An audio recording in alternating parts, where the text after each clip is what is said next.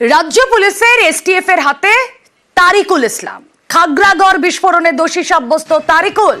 বহরমপুর জেলে ছিল তারিকুল ইসলাম, আর তারিকুলকে হেফাজতে চায় অসম এসটিএফ। বাংলায় ঘাঁটি গাড়া জঙ্গিদের তদন্তে হেফাজতে চায় রাজ্য পুলিশের এসটিএফ। জামাতের লোকেরা জেলে বসে আনসারুল্লাহ নেটওয়ার্ক চালাচ্ছে। আনসারুল্লাহ বাহিনীর তথ্য জানতে তারিককে জিজ্ঞাসাবাদ। সম্পর্ক ছিল আব্বাসের সঙ্গে তোমার কি সম্পর্ক রয়েছে? আব্বাস কে ছিল? সম্পর্ক নাই। আব্বাস কে ছিল? আব্বাস কে ছিল ভাই? জানি না। আব্বাস কে ছিল? জানি না। আব্বাসের সঙ্গে তোমার কি সম্পর্ক? আব্বাসের কি সম্পর্ক ছিল? আব্বাসের সঙ্গে কি ছিল? আব্বাসের সম্পর্ক ছিল? সম্পর্ক ছিল? এটা তোমরা ধরলো কেন? পিছন।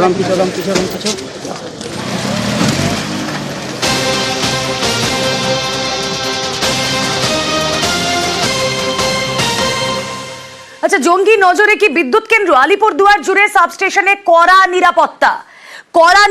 অসম বাংলা থেকে গ্রেফতারি যে এবিটি জঙ্গিদের আলিপুরদুয়ারে আনাগোনার প্রমাণ মিলেছে।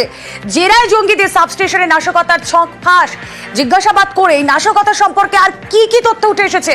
রাজকুমার রয়েছেন সঙ্গে, আরো বিস্তারিত জানাতে পারবেন রাজকুমার। দেখো রুমেলা, কেন্দ্রীয় গোয়েন্দা সংস্থা যে এনআইএ, তারা যে এই আনসারুল্লাহ বাংলা টিমের যাদেরকে গ্রেপ্তার করেছে তাদেরকে জিজ্ঞাসাবাদ করে বারবার কিন্তু আলিপুরদুয়ার সম্পর্কে নানান তথ্য পাওয়া গিয়েছে। এবং শুধু তাই নয়, আলিপুরদুয়ারেও যে এই আনসারুল্লাহ বাংলা টিমের সদস্যরা যে বারবার এসেছিল সেটাও কিন্তু কেন্দ্রীয় গোয়েন্দা সংস্থার হাতে খবর পৌঁছেছে। এবং যেটা সবচেয়ে চাঞ্চল্যকর খবর সেটা হচ্ছে যে আলিপুরদুয়ার জেলায় যে সমস্ত বিদ্যুৎ দপ্তরের সাবস্টেশন গুলো রয়েছে সেই সাবস্টেশন গুলো নজরে ছিল জঙ্গিদের। এবং এই খবরে কিন্তু খবর হাতে আসার পরেই কিন্তু কেন্দ্রীয় গোয়েন্দা সংস্থা এনআইএর প্রতিনিধিরা ইতিমধ্যেই আলিপুরদুয়ার এসেছিলেন।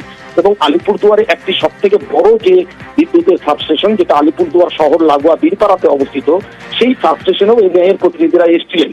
এনআইএর প্রতিনিধিরা এই সাবস্টেশনে এসে রীতিমতো একবারে বিদ্যুৎ দপ্তরের সাথে যোগাযোগ করে এবং বিদ্যুৎ দপ্তরকে কিন্তু যে থ্রেট বা যে সতর্কতা রয়েছে সেই কথা তারা বিদ্যুৎ দপ্তরকে জানায়।